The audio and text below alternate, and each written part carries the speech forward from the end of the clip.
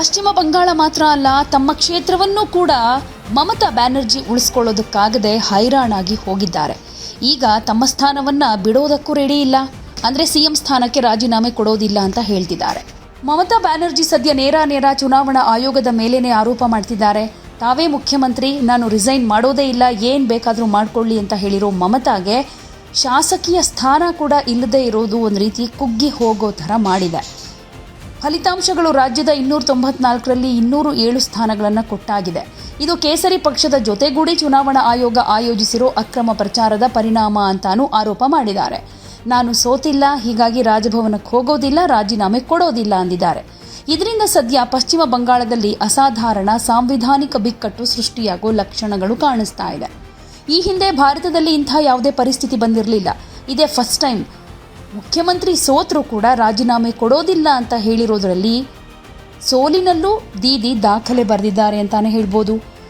ನಿಯಮದ ಪ್ರಕಾರ ಚುನಾವಣೆಯಲ್ಲಿ ಸೋತ ಮೇಲೆ ಮುಖ್ಯಮಂತ್ರಿ ರಾಜೀನಾಮೆ ಕೊಡಬೇಕು ಅಂತ ಸಂವಿಧಾನದಲ್ಲಿ ಯಾವುದೇ ಸ್ಪಷ್ಟ ನಿಬಂಧನೆ ಇಲ್ಲ.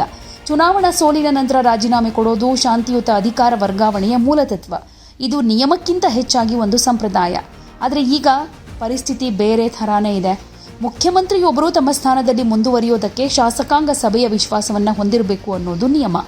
ಚುನಾವಣಾ ಆಯೋಗ ಫಲಿತಾಂಶ ಪ್ರಕಟಿಸಿದ ಮೇಲೆ ಸಂಪ್ರದಾಯದ ಪ್ರಕಾರ ರಾಜೀನಾಮೆ ಕೊಡಲೇಬೇಕು. ಒಂದು ವೇಳೆ ದೀದಿ ಮಾಡಿದ ಹಾಗೆ ಅವರು ನಿರಾಕರಿಸಿದ್ರೆ ರಾಷ್ಟ್ರಪತಿ ಆಳ್ವಿಕೆಗೆ ಶಿಫಾರಸು ಮಾಡೋದು, ಅಂದರೆ ಶಾಸಕಾಂಗವನ್ನು ಅಮಾನತುಗೊಳಿಸೋದು ಮತ್ತು ರಾಜ್ಯವನ್ನು ಫೆಡರಲ್ ಸರ್ಕಾರದ ಮೇಲೆ ನಿಯಂತ್ರಣಕ್ಕೆ ತರೋದು ಸೇರಿದ ಹಾಗೆ ರಾಜ್ಯಪಾಲರು ತಮ್ಮ ಬಳಿ ಕೆಲವು ಕ್ರಮಗಳನ್ನು ಹೊಂದಿರ್ತಾರೆ. ಇನ್ನೊಂದು ಸಾಧ್ಯತೆ ಏನಂತಂದರೆ, ರಾಜ್ಯಪಾಲರು ಮಮತಾ ಬ್ಯಾನರ್ಜಿಯವರಿಗೆ ವಿಧಾನಸಭೆಯಲ್ಲಿ ಬಹುಮತ ಸಾಬೀತುಪಡಿಸೋದಕ್ಕೆ ಸೂಚಿಸ್ತಾರೆ.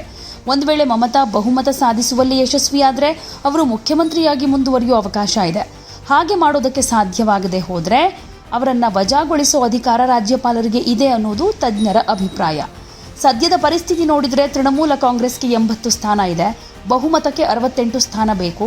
ಹೀಗಾಗಿ ಈ 68 ಸ್ಥಾನವನ್ನು ಪಡೆಯುವಲ್ಲಿ ಮಮತಾ ಸಕ್ಸಸ್ ಆದರೆ ಮುಖ್ಯಮಂತ್ರಿ ಆಗಬಹುದು. ಪರಿಸ್ಥಿತಿ ಕೈ ಮೀರಿದ್ರೆ ಮುಖ್ಯಮಂತ್ರಿಯನ್ನ ವಜಾ ಮಾಡೋ ಅಧಿಕಾರ ರಾಜ್ಯಪಾಲರಿಗಿದೆ.